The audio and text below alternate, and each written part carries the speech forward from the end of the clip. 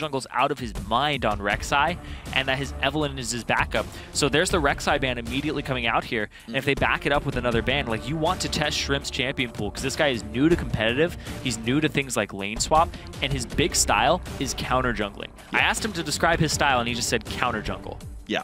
That's it. He likes to control the game. He's not a jungler who wants to scale and sit on his hands. He's very team-oriented, which is surprising for a solo queue jungler. Yeah, and at risk of overhyping him, this is the first player I've seen that excited me this much since, like, Diamond, way back when Gambit first showed up and was, like, the best team in Europe, because, like, out of nowhere, this guy starts doing things in the jungle that you're not ready for or expecting, and you can couch it and say, well, it's in the Challenger Series, his opponents are less good, but this is the first performance like this I have seen in a very long time. The player excites me a lot to watch. Team Coast, I think, are very blessed to have him on the roster, and we'll see what more he can do. You're seeing the Ezreal ban. Not only is it like Wolfie's main, but it's 5-12. The Smite Ezreal's, of course, very good here as the 6 bans have come through. He was playing it before it was cool in the mid lane with Smite, so definitely going to have that banned against Wolfie as long as AP Ezreal mid with Smite is pretty much relevant.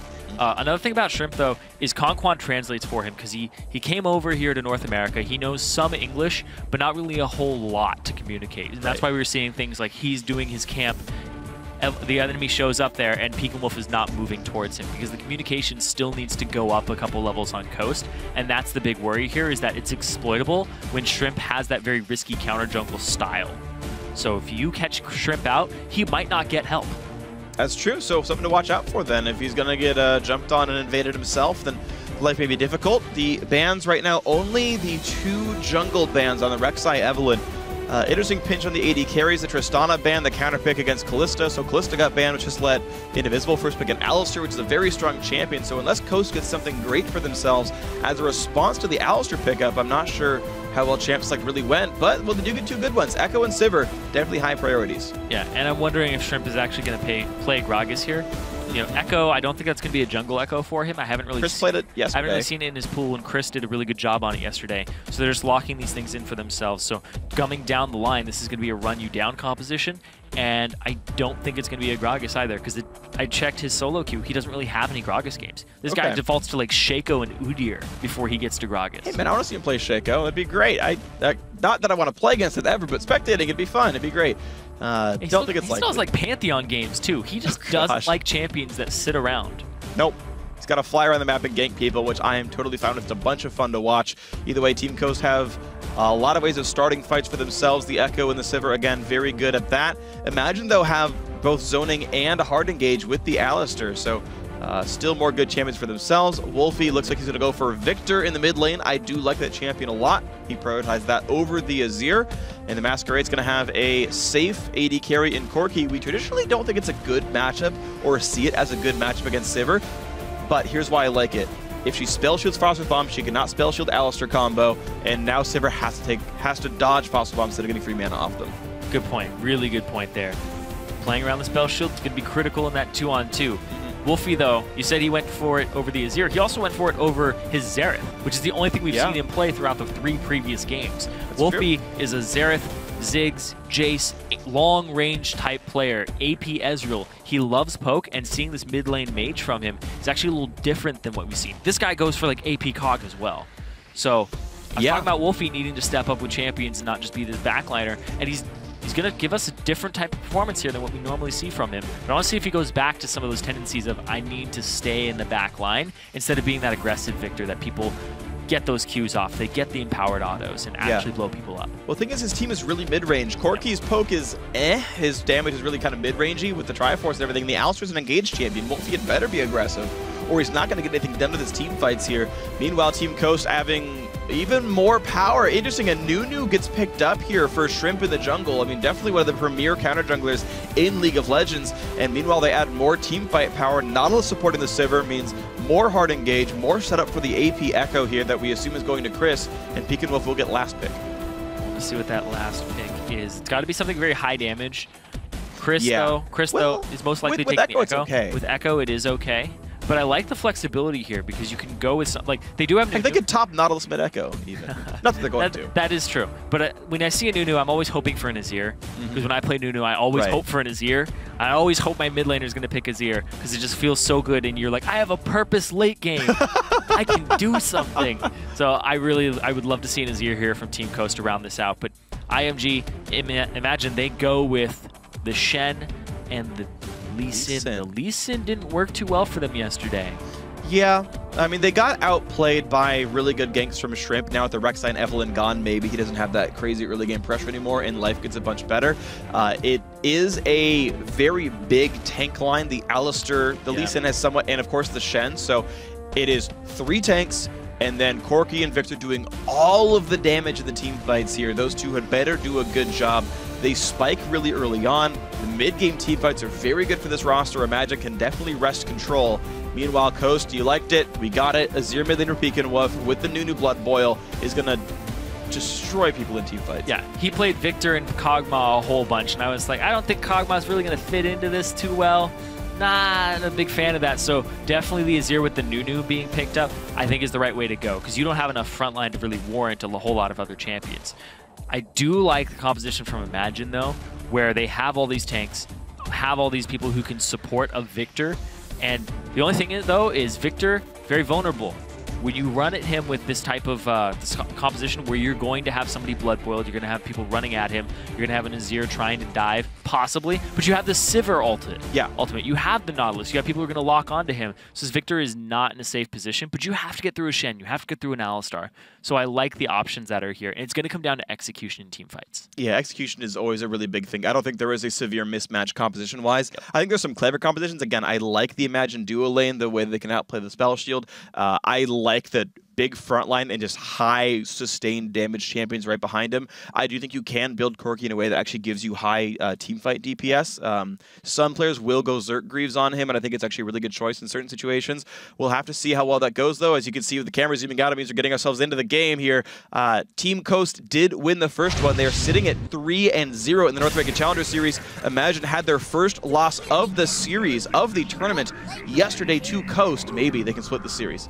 Yeah, and that was all about camping the Massacre. He was 0-3 when there were 4 kills on the map, and Shrimp was a part of all of them. So Dardoch needs to step up his early pressure, cover his lanes, be aggressive, and don't let Shrimp get in. And Shrimp is not on a ganking champion this time. Yeah, not on a champion that's going to mess your team up. 2 bans thrown at Shrimp, but the rest of his team gets to lock in what they think are great champions for themselves. And honestly, Coast have a very good lineup. You look down the line, and you look at that, and you're like, yeah, okay, there were probably some jungle bans, and Chris just picked something that players seem to like sometimes. Mash and Massacre basically hugging down to this brush in the mid lane, or in the bot lane, rather, and they're just going to chill for a bit. 30 seconds until minions spawn. I don't think Massacre knows. Mash obviously does. He was so close. Oh, he's going to get it. Oh! Wow, Mash was like ready for that. He's going to be fine. Like, I mean, Massacre got some damage, but who cares? He got some gold. This is why you run Exhaust Ignite on every AD carry, bro. He would have killed him. Exhaust Ignite. Oh, man. Would have died, I'm just saying. Or would he have just flashed away over the wall? Cooldowns are shorter on Exhaust Ignite, so you just get it back up. And then you call in again in 3.5 minutes. Outplayed. Boom. Got it. Freelo. Makes sense. There's no disputing that. It's not like I need my flash for late game teamfight positioning. He's Corki! Peel for me, team. He's Corki! He doesn't need it. Peel. You know what? I'm going to start playing Exhaust Ignite Corki from now on and see how it goes. Oh, man. I'll let you know. That's like, you know. When I reach Plat 1, I'll let you know. Prototype would always take Exhaust, Flash. You're just going to one-up it. You're like, these are the best summoner spells for killing people and split pushing. Oh, this is cute, actually. Peekenwolf helps Chris go through the early camp. Of course, really no time lost by the Azir. A couple hundred damage dealt to the camp. And Chris will have a slightly faster road to the top lane. Big ol' Ron does not go for camp himself. Shen fairly slow with that, so yeah, just walks to the lane, but it will mean a small advantage for Chris. Mid lane matchup, pretty close to equal. Duo lanes took the jungle camps themselves. I think Alistar Corki are really, really good duo lane with that kind of stuff. Yeah. And oh, Indivisible hits a pulverize that wasn't going to hit anything. Mash already level 2. Trying to just push this advantage as much as possible. Massacre still a little bit of a ways away. Conquan will hit 2 in this wave, and then They have all the I think it's next way back. Oh, no, it isn't. No, he You're gets it right here. What did he share XP on then? Oh, right, because the part of the wave is dead. Never mind. Yeah. Right, it works differently than what I was remembering. Yeah, it was kind of a... Because they gave Mash all the XP, right? Yeah, it was kind of an awkward little back and forth there in terms of how much experience everybody had in this bot lane. Okay, yeah, now we're good. I forgot about the fact that they showed up late. Quan is absorbing what gold he can. Otherwise, the matchup seems fine on all sides. Invisible trying to zone out Mash. There's the headbutt. Doesn't pulverize, though, and a really good anchor means Invisible going to lose a lot of health here. Sivir just walks backward to stay safe. But no stun means no follow-up. Sivir did learn Spell Shield, but isn't hitting them in time to actually block the damage coming out. There we go. There we go, yeah. Blocks one. Blocks one for himself. The new Phosphorus Bomb animation. Yep. Particle. Particle, yes, Particle. If we see any Rumbles or Gallios, they'll have new ones too, or Brand. Little Sand Soldier timers and Spectator as well. No impairment. Above Azir Soldier's head. Yeah, the exclamation point for... Well, you'll see a little blue bar above them sometimes. Are you sure? Really? Yeah, sometimes. I didn't know that was a thing. I didn't know they even had a bar. I think they just have an exclamation point when they're about to time out. Alright. Well, again, good spell shield by Sivir. Someone just said only the first soldier has a health bar over it, the rest don't. Only the first one? No! That makes me so forever. sad. It has the timer, too. Like, it looks so good.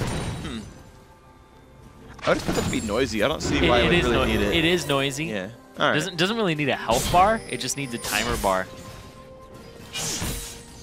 All right. Chris, small lead against Big Ol' Ron. Has plenty of potions. That is 5 health, 2 mana, so not leaving lane anytime soon. Yeah. 8 minion lead while being pushed in. Some couple of wards come down from Shrimp. Dardoch will get spotted if he goes up for... Shrimp's going straight top. He's just going to walk through the ward. He doesn't care about it. Oh, there we go. He cares about it. He knows he can't get the gank. Okay. I mean, it is new, so... Yeah. I mean, you'd need, like, the most amazing parallel convergence from Chris, but Dardoch is going to show up mid lane. He's on top of a ward, though, so Peek and Wolf not going to be reachable. Without a really good ward hop into a Q, but even that won't be enough damage. Shrimp's a little sad. There's nothing in that jungle to take for him. He could get the Gromp, but there's the Spirit following him around at all times. There's something about Korean junglers and running into this Wolf Spirit. I remember Rush in his first week in LCS. Oh, yeah. Walking through a whole bunch of them. it doesn't like, go away! There we go! It has a timer for you. It was still there. More pings, they know where Shrimp is. He's just going to walk around and get the Gromp now. He's going to get it anyway. At least he did not want to mess with him. Okay, he takes a camp. Dardoch is level 5. So badly. Oh, he's going to get it. Oh, man. Shrimp is down half a level, though. He is tracking Lee Sin somewhat, especially with that ping board there, but Dardoch honestly is surviving the whole Nunu counter jungle annoyingness pretty darn well. Hasn't got any ganks off, to be fair, but the only really easily ganked lane is this bot lane here. I feel like Chris would be able to get away, especially with the shield against double melee. So Chris just playing hyper aggressive. He's up 14 CS here with 5 minutes still to kill. Oh, Dardoch's gonna go for some counter jungling of his own. Oh! Almost got it blind. Of course, this is always blind. But yes, almost got it with no with all fog of war. Oh, he needs that last one. Get that last one. Dodges the Q. Dardoch goes, all right. They're just wasting each other's time at this point. Yeah, pretty much. Which just feels like a better thing for Nunu, honestly. Oh, yeah. I think it was Odd One said that Nunu just really wants to make you as useless as he is. And then it's successful. And then he beats you with experience. Yeah. I have Blood Boil. This doesn't scale. Pretty much. If I'm a Nunu and I make it so the Lee Sin doesn't do anything early, it's kind of a win for me. If I make the Rek'Sai not do anything early, it's a win for me as well. So Nunu is just trying to make you useless. Now keep in mind, Blood Boil only gains 5% attack speed, 1% movement speed per level. Like, the rank up is crap anyway. Yeah. When it's like your most important skill in team fights, so... Well, I guess Absolute Zero is good, but... Chris was trying to fight Big Ol' Ron, pops the passive. I think he actually managed to dodge the second half of the Q as well by getting to the side of Chris, so... That was cute, but... The trade's still going quite well for the Coast top laner. Chris is sitting now only on 3 potions, so... after the buy for the Phoenix Codex is starting to get run out of singles. That blue looks so juicy. Shrimp's got it in his sights. Pink Wolf's got to watch out, though. And he pulls Chris down, and the Shen just TP to the top lane, so he knows he's stuck under the turret wave clearing. Pink Wolf is getting pushed around a little bit, though. Q goes. Oh, Shrimp wanted it. Yep, he got it. He didn't even hand it to Chris. He smited. He said, it's mine. I'm going to kill more wolves. Communication issues? No. No communication issue. He really wanted that blue. Hey, who wouldn't? I like blue buffs. On Nunu, I don't know why I ever even take them myself. His passive makes it so he has a free spell. Yeah, but now you get more spells. Uh-oh. Uh-oh. Uh-oh. Oh, Ice Blast. Dardoch had Smite, just wasn't able to walk up just yet. Oh. Nice Q. The Smite comes in as well. Shrimp is 6, but Dardoch is as well. Kick Flash would get Shrimp killed, but they don't. He could have kicked Flash Shrimp. What a pansy. Maybe he wouldn't have died. I don't know. But it would have looked cool. All right. And does he still get scuttled for that too? Yeah. Yeah. Shrimp gets. Dardoch killed a second pink ward though. To be fair, Shrimp has spent 200 gold on pink wards and they both died. Yeah, that's true.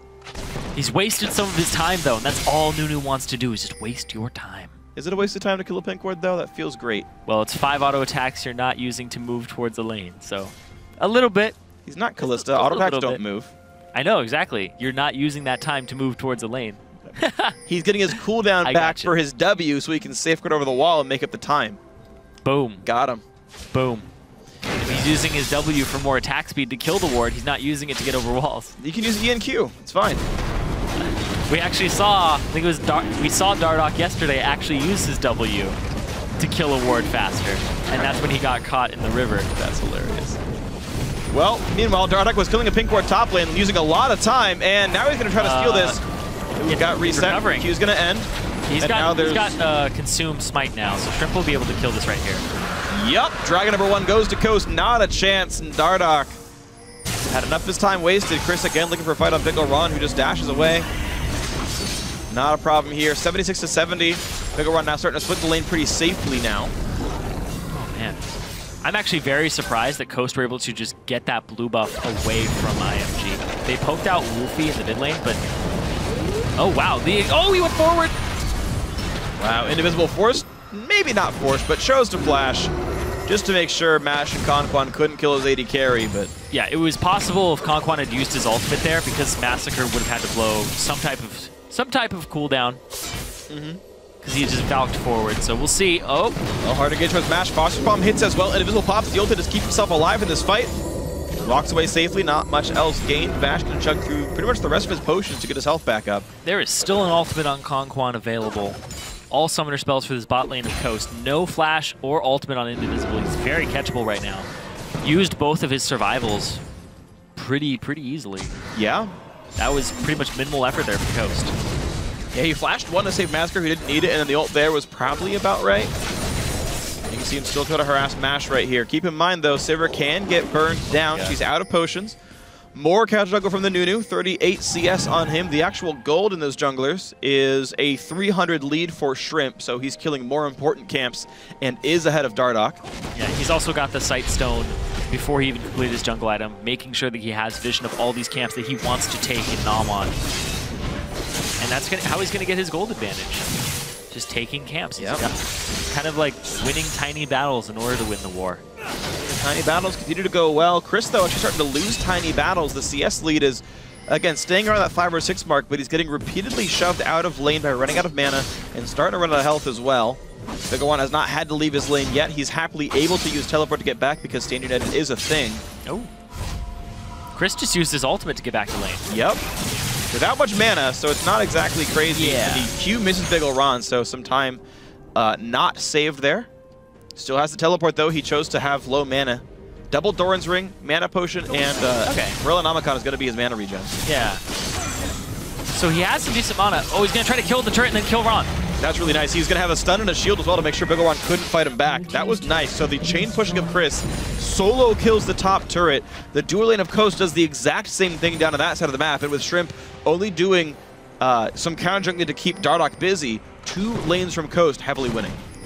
Well, because Dardoch is now actually down a little bit in experience and a level from Shrimp now.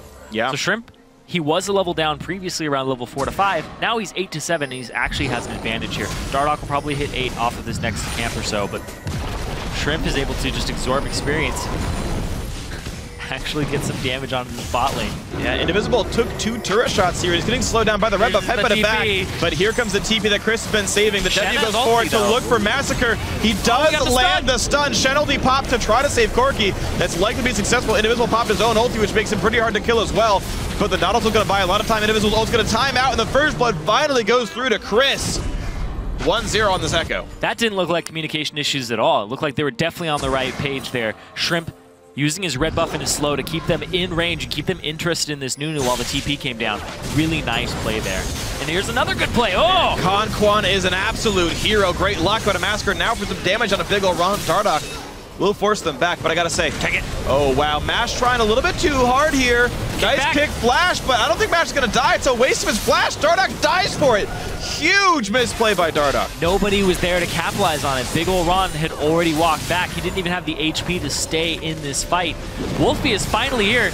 Double pulverized, but here comes the damage from Victor. Double tank in the front line, just not gonna die, but Victor doesn't have the ability power to really knock him down. Only rank 1 Chaos Storm.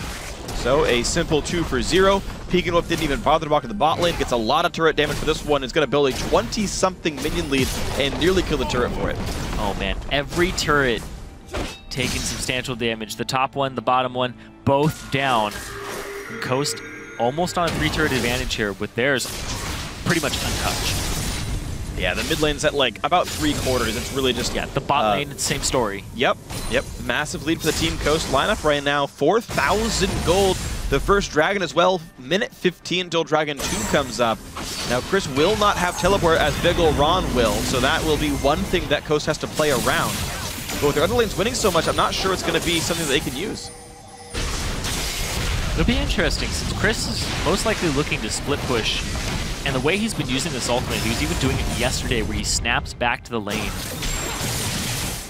just by using his chrono shift. We'll see. He looks like he wants some duels though. Yeah, he's going for the stun here. Got him with the edge.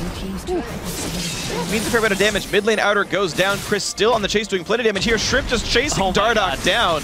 And again, a long reaching Q looks for Big ol' Ron, who's able to dash to safety. Ice Blast comes through to do just a little bit there.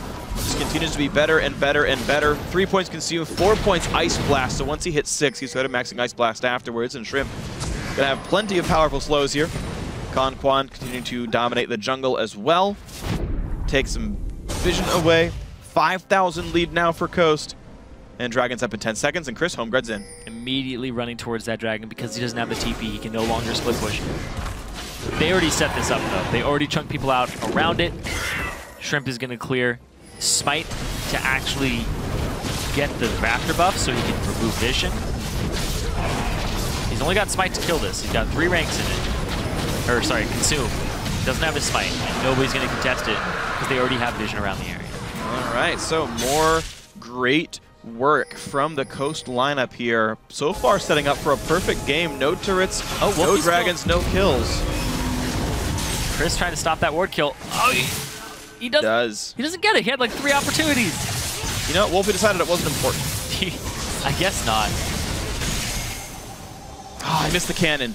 I don't know. Sometimes you go after a ward and you don't kill it like that, but you still take all the ability damage. And you have to think about your life choices for a second there. That's true. I mean, I go for wards and I take a lot of ability damage, sometimes getting me killed. Yep. But it's always worth it because at least I killed the ward. It's always worth it if you always worth it if you didn't give them the money to replace the wards or anything. No, that's not how that one worked. I got rid of that ward. Because you're already 0 and 15, so the gold value's not high. Exactly. It just looked at me funny. Can wards look at you funny? Yes, they're looking constantly. Not with a sweeper on them. Which is exactly what you would have done if you killed the ward. What are you talking about? It's a pink ward. Great. Wow, ulti in from Shen. Miscoordination here by Imagine, actually. They thought they're going to die if they weren't. Completely wasted Stand United here. Not able to get their hands on the Chris. Chris still had his flash as well and his ultimate. So actually locking up this Echo is a tall order. It's very difficult to pull off. They send 3 people to the top lane because they see 3 people in the bottom. They want to trade turrets. They want to trade tier 1 for tier 2 because they're going to rush down this rush down this top lane, and they have a blood boil. Yeah. Well, but the thing is, there's also a Victor on the enemy side here, from the Imagine side. Bot lane adder does go down, quick and easy pickup. Mash pushing somewhat, Conquan's here, but watch this wave clear from Victor. Well, they have push mid as well, too. They're stopping the backs, they're pushing mid. That is strong. All right, Pekinwolf's going to do what he can here. Wolfie is here. Big ol' Ron's there. Yeah, top lane gets easily wave cleared. Azir does have some time in the mid lane. No one's answering that, though. That's split point is mattering here. Team Coast getting a lot of damage to this one thanks to Pekinwolf. Oh, man. Down to 3/4. Didn't even use any soldiers there because he was afraid of the cooldown and afraid of them coming out of nowhere. Oh, Chris baited a little bit here. Yeah, he's going to get away. I think he's fine. He stops back for a little longer, too. Wolfie is once again having to wave clear in that top lane. They're going to try to rotate. Dardoch is off on the side, though. He's a bit alone as well. Oh, he got him. Slow, what a great hook as well. Mash gets the kill. Coast 3-0. 30,000 gold. They have lost a turret. Now the perfect game is gone, but still a huge lead. Good aggressive wards. The double sight stone is in here, and it's going to be even more gained here for Coast. Man, you said it earlier, Conquan's a hero. No, these hooks on this Nautilus just coming out over and over again. This guy was playing Alistar and Janna. He's only died once in 3 games. He's four, kind of. He's sporting like a 42 KDA. Let's see, 26 plus 16 is 32, plus 3 is 35. If I'm doing my math right. No, 26 plus 16 is 42. So yeah, 45 KDA. There we go. I forgot a 10 right there. He's got a 45 KDA, and guess what? He has 0 kills. Wow, yeah. That's pretty much a perfect Alistar game. He has died once. He has 45 assists and 0 kills as a support. How much CS does he have? I don't know. He's got 30 this game. Yeah, he's used, what, 3 Targon's users, so of course he's probably got a couple hundred. Regardless. Yeah, I mean, it's going real well. Conquan's playing awesome. There's actually something I wanted to bring up way back when during the first Chris gank that I didn't have time to because I kept fighting. I love supports who use one of the Sightstone wards to put one deep in the enemy lane brush because it allows your top laner to get a flank teleport. It's exactly what happened in that first TP in the first blood that Chris got. There was a ward deep in the lane brush that Chris used to get in there. It's the right choice. More smart things by Conquan. Meanwhile, mid lane getting pushed in by Imagine, though these guys refuse to lay down and die. They will get their second turret. And a flash pulverized into a headbutt. Pekinwolf is going to have very little health left. The push on in, the kick with the ignite, they get the kill. But here comes everybody. They're going to try to fight this 4-on-5. They got Wolfie, though. They hooked Wolfie. The stun lands. Chris going to make this kill happen pretty easily. He gets locked up, ults back to heal, and somehow only 1 kill picked up. There's a second. Here's the chase down. Big ol' Ron's the 3rd. Indivisible's the 4th. Just a complete massacre, ironically, as the Corgi's last one to go down. Kills for everybody here. A double for Mash. Baron if they want it, and they do. Baron on the table. They're going to go after it here on Coast side. They have the Nunu, they have the Smite, they have the Consume. Very easy for them to take this down. But man, the flank TP, everybody converging. Good move by Imagine to go ahead and take that fight. But the fight afterwards, yeah, not a good one. They got Pekinwolf, but it was just way too much. Sivir popping the ulti, immediate run in. Sivir's just punishing mistakes. Yep, a lot of CC, a lot of burst. Wolfie unable to flash away from all the CC. Just the fact that Nautilus stun turned into a parallel convergence. Like, this is a really good setup. Turret goes down, properly placed CC, properly placed damage. The flash kick to make sure the damage comes through. Massacre's getting out, Big ol' Ron's getting out, but then they look like they want to fight here. Hook into root, into ult, into everything, and Wolfie flashes to just be too low to fight anyway. Oh, man. And you didn't have to fight this. They could have run up into the top. You could have run up right? to the top. Massacre was fine. You saw him Valkyrie over the wall, Big ol' Ron, and him both poised as if they wanted to fight again. And Wolfie's the one who got caught with the hook. Yeah. And he had flash speed. He could have flashed the hook. Like, he flashed after all the CC landed. Unfortunate there, but it does mean more good things for Team Coast. Now sitting 8,000 gold up. Another crushing win for them. Gotta say, it's been great. They 2-0'd Winter Fox, giving up 2 total kills the entire time. The game against Imagine game 1 was fairly close. Yeah, this is a dominant looking team. In the 3 games before today, they gave up 8 kills total, and they've got 51 kills. So they've given up 8 deaths, and they have 51 kills before today. And now it's 9 deaths and 59 kills. Yeah, pretty good. The team KDA is pretty much almost 6. I'll round up. Yeah, well, that's before assists. Doesn't that help it? That's true. Assists would definitely inflate it. So they're looking You're looking at on average 2.5 assists per kill. So the team KDA is like 20. Yeah, it's absolutely insane. Well, right now, mid lane getting pushed down. Easy and quick pick up there. Mash and Peek and Whoop the main damage Chris this is year. muscling this top down. Yep, Chris, his second solo turret kill against Big Ol' Ron of the day. Just absolutely crushing on this Echo. You know, Jat talked earlier today on PTL about top lane Echo being the winningest one, and so far still the case. Seems like the top teams, the winning teams, are the ones that play this champion. I definitely agree. When I look at Echo, and I think I've talked about this a couple times, where I think it's the best lane for him. I had to play against it a couple times, and it does not feel good to lane against a top Echo.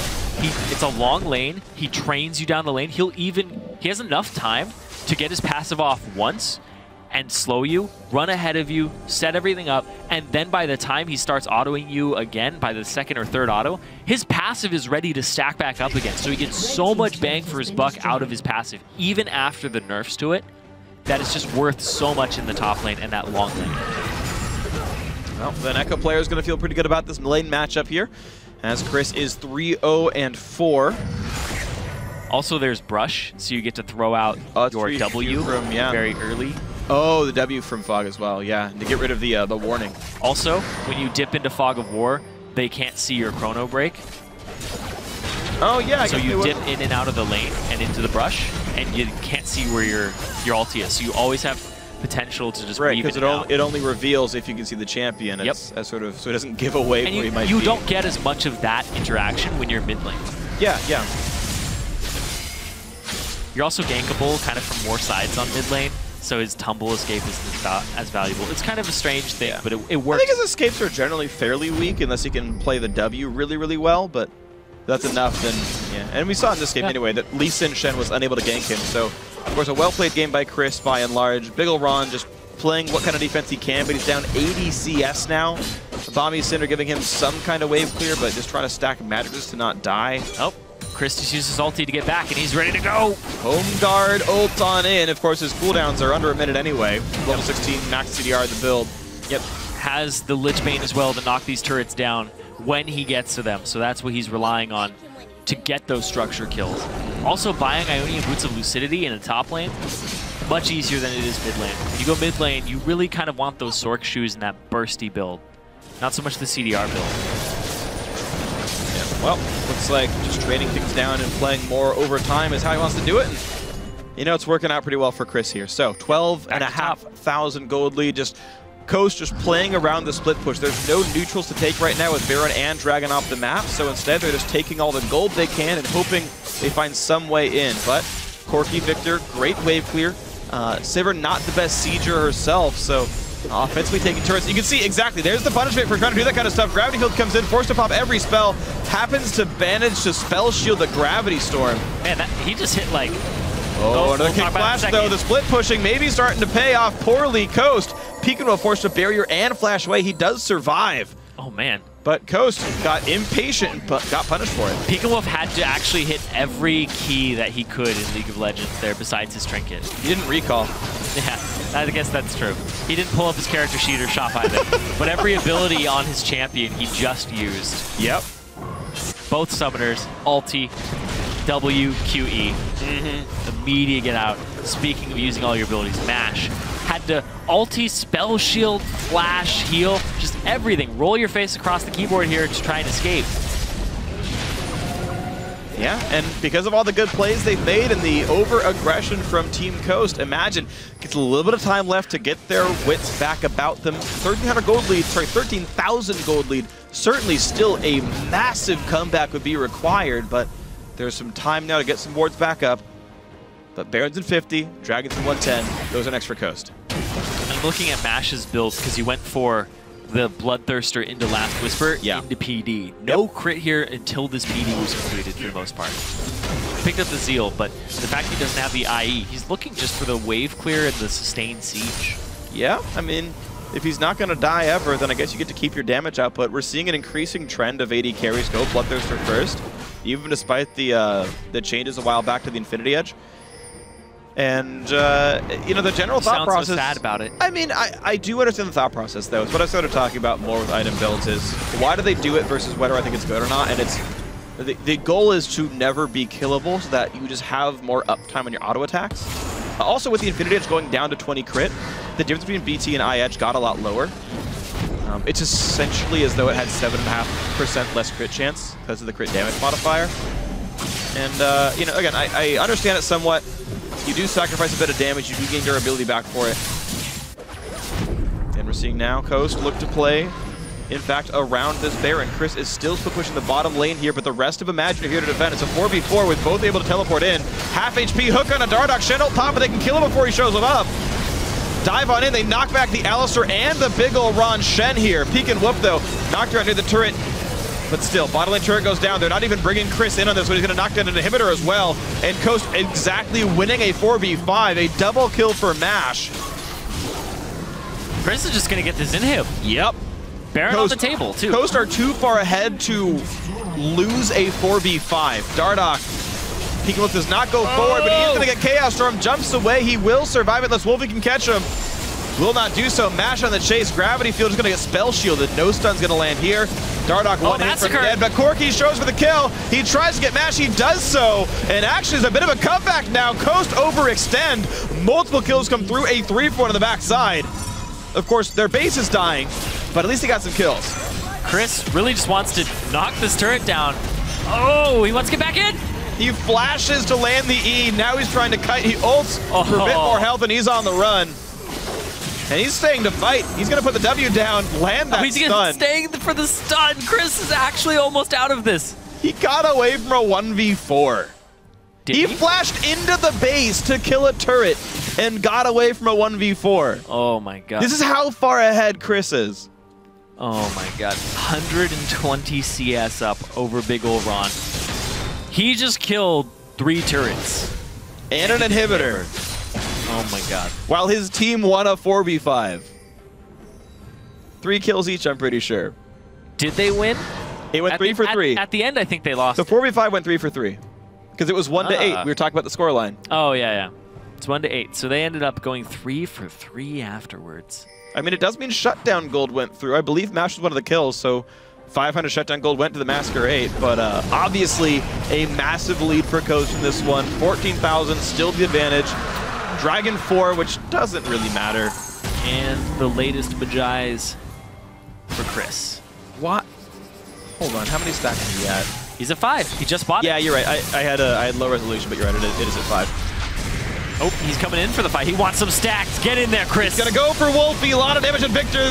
Shenel not gonna matter. He actually popped it right in the middle of the fight, but a lot of crowd control used to try to stop Nunu. Doesn't matter. Double kill for the Sivir. Indivisible.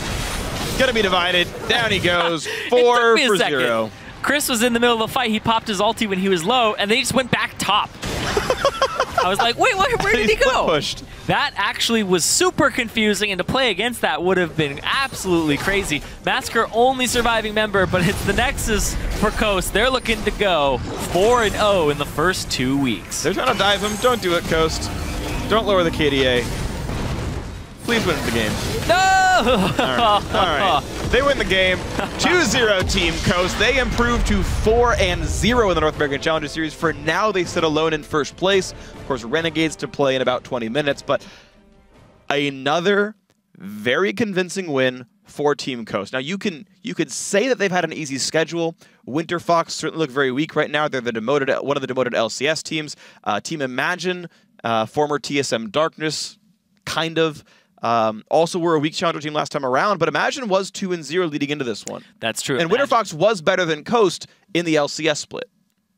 That is true. But Coast, they have new members. They have a lot of new members here. But these guys just seem to be integrating into the roster really easily. Yeah. Shrimp and Peek and Wolf and Conquan. Conquan did play a little bit with them, but he seems completely comfortable now. Did he get a kill at the end of this game? I don't know. I got to check. Conquan ended up 3-1-12. So he halved his KDA with a second death. This is his 4th consecutive game with 10 or more assists, but 3 kill steals this game. Just shameful. Just shameful for Quan to have killed a champion this game. Really, really awkward, but it's okay. Obviously, Coast 4-0. What a great start to the split for them. And now joining us to talk about the victory on the Rift is the Team Coast mid laner, Peekanwolf. Peekanwolf, man, congrats on the win. Awesome play from you. Tell me how it feels to be on a undefeated challenger team. It feels really good. I mean, I feel like we are going against some of the lesser teams, but I mean, that team is definitely better than what I feel was the last team that we just faced. So I'm feeling really good about it, but I know that's just going to get much harder after this. So you've been kind of around the Challenger Series for a little while now, and you've never really been on a team that I guess you would consider a really strong team. So how does this feel for you being on this team now? This is great. I mean, all of my teams before this was kind of on the lesser extent, and I never really felt that I was going to get really far on any team besides this one. This one has really great players, and some of them I feel are even stronger than me, and I'm just trying to do my best to improve myself, and I feel like I really am improving myself to make sure that we definitely can beat these up-and-coming challenger teams like Renegades and C9T, so we have a great chance of getting into the LCS. Yeah, I actually want to ask you two different questions on that. I'll go one at a time. So we just talked to Cloud9 Tempest, and Lod said that, you know, other than Renegades, you were like the other big test for them. Do you think that's the case? Is like you and C9T and Renegades, and how do you stack up across those three? I think we stack up against them pretty well because our shot calling, I think, is getting a lot better over every single game, and we're doing a lot better. And I'm doing a lot more consistent in the mid lane. I think that consistently, I've been not the best mid laner. I'll just do good one game and not good another. I'm more scared of C9T because I think they're more aggressive than Renegades. And in the laning that I did get to go against Alexich, because I did get to play him when I was on a team before this, it was more of a farm lane, and I think Yasui's a lot more aggressive, and he's a lot more punishing than him. All right, so the other question then is talking to you about your new Coast lineup here. A lot of roster changes, of course, compared to the LCS version of Coast. You mentioned wanting to go back into the LCS. Do you think you are better than that old team? Do you think you, if you were in the LCS right now, like how would this team do? I definitely think we would definitely not get relegated. That's for sure. I think that this team's pretty solid, and we have scrimmed a few teams, and I think we feel really good together, taking off some wins from some LCS teams even. So, feeling really good about that. So, I don't know if you've ever had a coach before, but I know St. Vicious is the coach of Coast. What has he been doing for you personally? Personally, he doesn't really look at individual mistakes, and it's more about team mistakes, which is really nice because there are mechanical errors that everybody makes, and those aren't really important to learn because the players can learn that themselves. So, the team aspect of him telling me like, oh, you should have rotated or you could be pressuring here is a lot more helpful than what other coaches have told me, which is more mechanical stuff that I can figure out myself. Well, it's good to hear that the improvement aspect's going well from the coaching staff. So one final question for you. You're 4-0 right now. Next week you face Vortex. How do you think you're going to match up against these guys? I'm feeling pretty confident going in. I definitely think that they are maybe just a tad below the other two teams that are in the top standings, which is C9T. Even though the first week they didn't have Yasui. If they did, I think they would be inside the top. But they're definitely going to be hard, but I hope that we can pull off a win. I'm pretty sure that we can if we're playing on our best game. So, yeah. All right, well, confidence, thank you very much for joining us, man. Good luck with the rest of the season. Good luck next week and everything like that. Thank you. All right, well, we're going to take a quick break, guys, at home, but when we come back, we're going to end tonight's broadcast with a bang as Winter Fox and Renegades duke it out for tonight's final match. Don't go anywhere. Fireworks! Can't handle you. You gotta explode. I can't handle you. Like magic or something. Trying a little bit too hard here. Nice kick flash, but I don't think Match is going to die. It's a waste of his flash. Dardoch dies for it. Only one kill picked up. There's the second. Here's the chase down. Piglin runs the third. Indivisible is the fourth. Just a complete massacre, ironically. Dardoch one hit from the end, but Corky shows for the kill. He tries to get Match. He does so. And actually, it's a bit of a comeback now. Coast overextend. Channel not going to matter. He actually popped it right in the middle of the fight, but a lot of crowd control used to try to stop Nunu. Doesn't matter. Double kill for the Sivir.